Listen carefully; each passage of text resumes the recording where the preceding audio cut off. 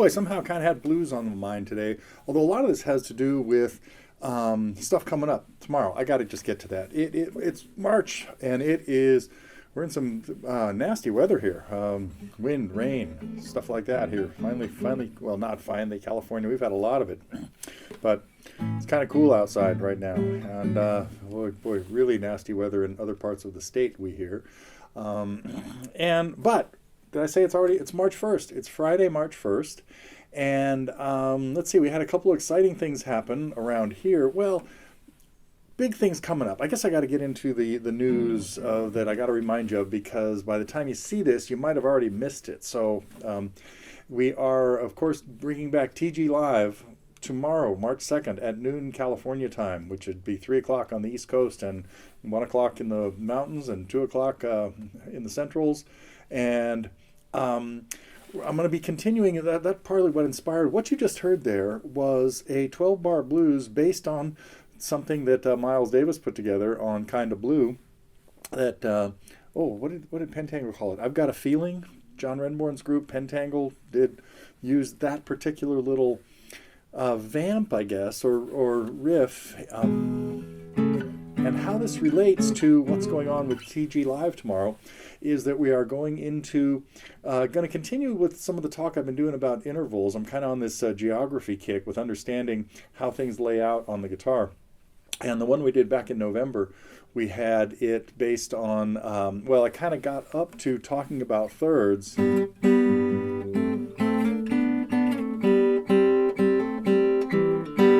I think I played a little of that last week, and that was because we just decided last week that at the beginning of March we should get back on a TG Live event. So you got to make sure to register in advance so that you get the link. And that will be, there's info on the forum, but it's also in lots of emails that you should have been getting. We got the team has been going mad in the email business and sending out all kinds of stuff about TG Live tomorrow, and this will be added to the guitar geography course as well once they're finished. But we'll be talking about songs that use thirds, like and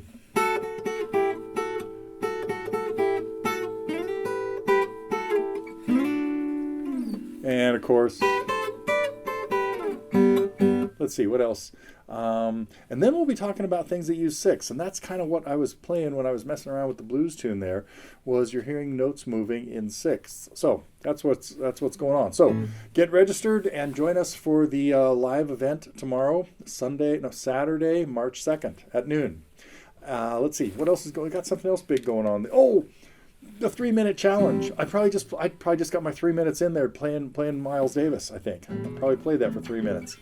And so again, I will get the post up. The post is already up on the forum announcing it, but tomorrow, March 2nd, is the start of our next 30-day challenge that will go through March 31st. And we'll be doing the same thing each week. We'll draw somebody's name and give away some cool prizes. And then we'll have a grand prize winner, and it'll probably be, it might be the lesson with me again. And let's see. So that's it. The 3-minute challenge is starting tomorrow. TG Live is starting tomorrow. And we are less than 4 weeks away, 8 weeks away from camp. I appreciate we had quite a few people sign up recently, and so we're looking like there's still a few spots available. So if you're thinking about joining us for the IGC on April 25th, we'll be spending a lot of time talking about how to do second guitar parts. Like if we're playing something like Brown Eyed Girl. Let's pick a different song. Let's say, why do I always gravitate towards Tequila Sunrise? Hotel California. All right, let's say we're playing Hotel California. This is one that has a lot of guitars in it. This is a bad example too. Let me do, how about this?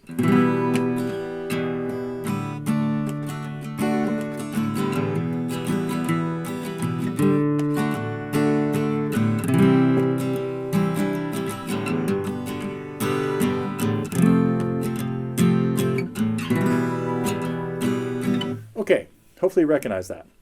If I'm playing that and somebody else wants to play along with me, they should not do that same thing. They should play those chords. This is where our pack on triads, lead secrets, triads, is really useful, because what I might do as a second guitar player is one of two things. Well, I could do lots of different things. I could capo it to a different, someplace up the neck. Let me see here. I don't know if this is going to give me enough variety.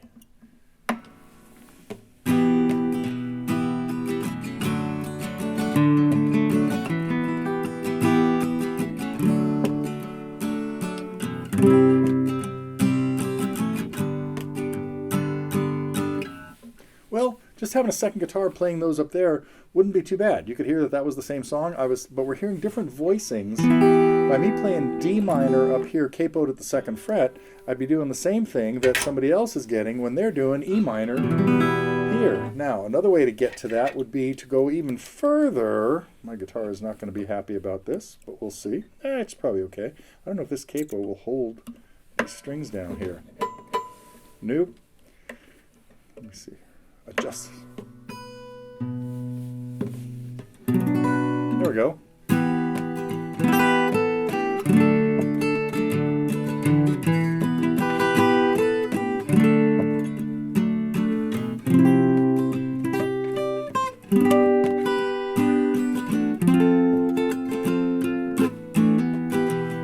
So that would get me some nice variety in there, but I could even do away with the capo and just be thinking about triads.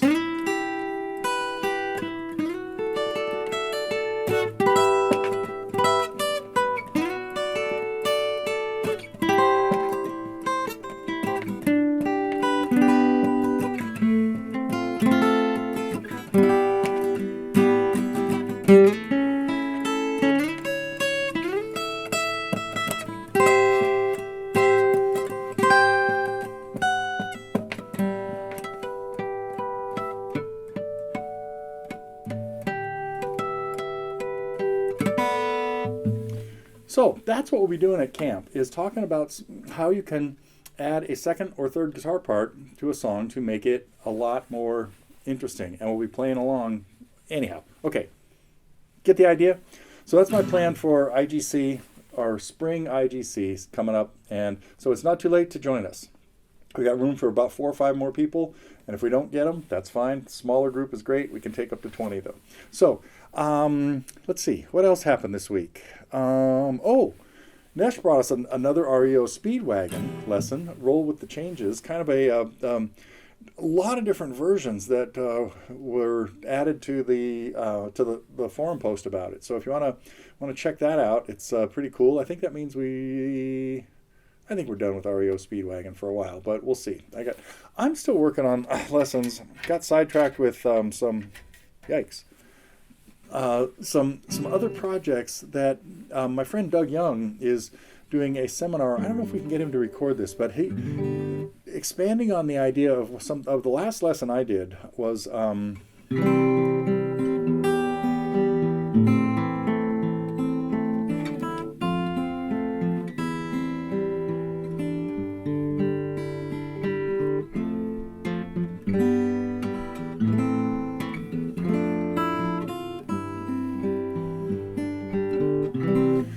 harmonization, how to figure out the chords to a song. And there are multiple ways of doing it. And I think the other song, I've mentioned this before, The Star of the County Down, was another one that had that in there. But the feedback from that, I really want to thank everybody for the comments I've gotten back about it. It makes me think that I got to do more lessons like that, and less lessons where I write out a really complicated arrangement a lot of times my arrangements get overly complicated, let's say. And if you were to just, I was working with a student just the other day on, can't remember right now. It's not related. But it has the idea is that if you can really make something very simple and just play the melody.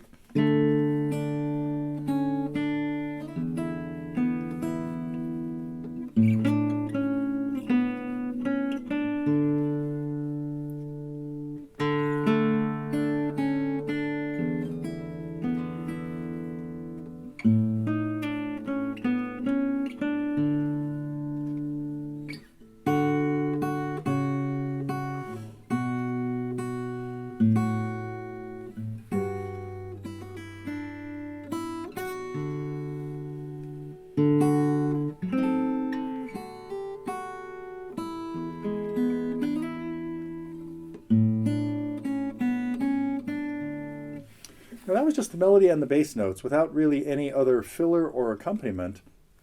And that's not bad, you know? I mean, so these songs don't have to be...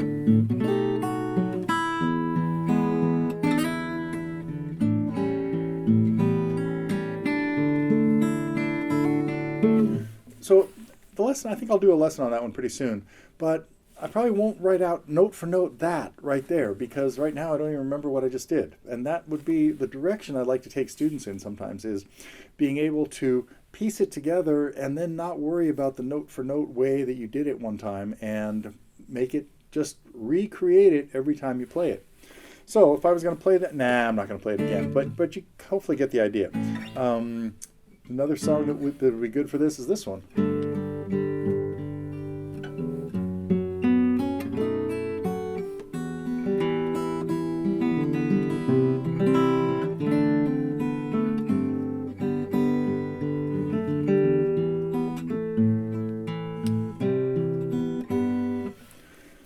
So that is all what's kind of spinning on my plate right now is some tunes like that. Let's see. Getting back, the last thought about, here's someplace else where you've heard 6.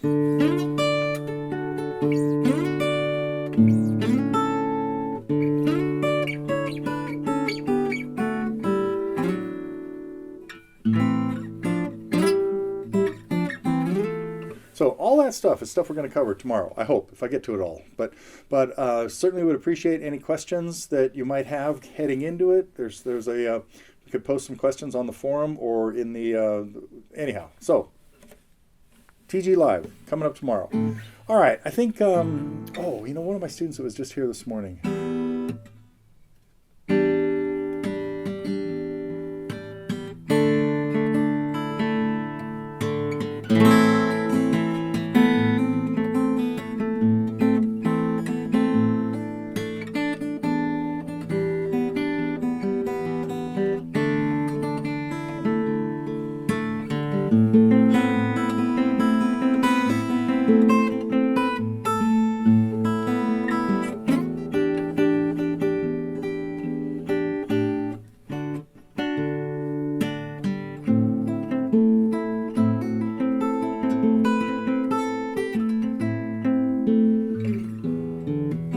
Anyway, we were just talking about Neil Young's tune Cortez. You know, and it's a great example of how simple he can, he can take something really simple, like a really simple chord progression. They're basically E minor, D, and A minor, right? And put it together in a way that the mood that is created there, I mean, you can hear waves almost crashing throughout the song and stuff like that. There was one more thing I was going to talk about, but I think I'm gonna just play something instead. I've been messing around with some of my old songs, and here's one that is really rusty. Oh, it has no intro.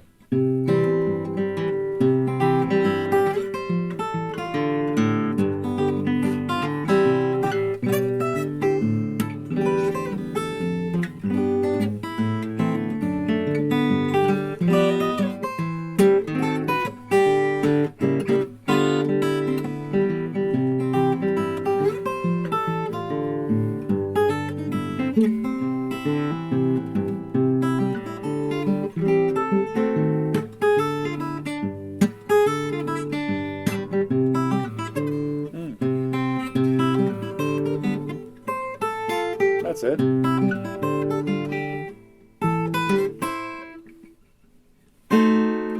That's not it.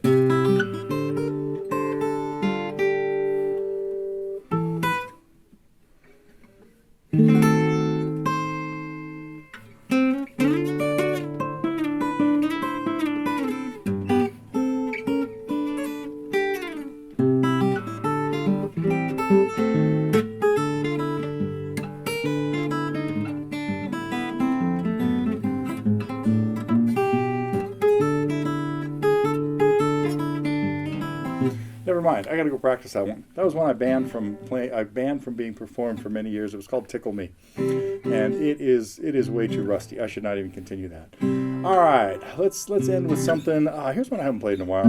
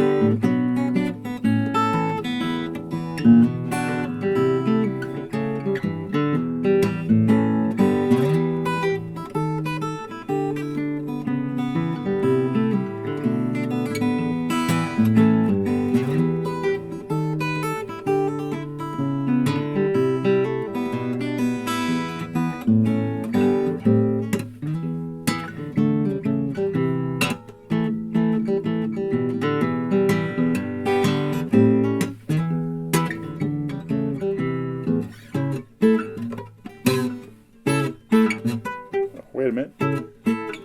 There it is. It's E in there.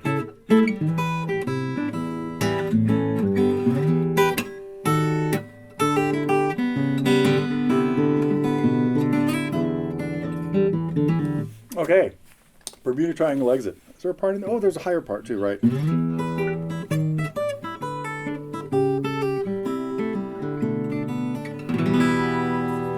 Okay, I think that's it. Keep your eyes peeled for all the emails coming out from us over the next couple of days, and think about joining us tomorrow, Saturday, the 2nd, at noon.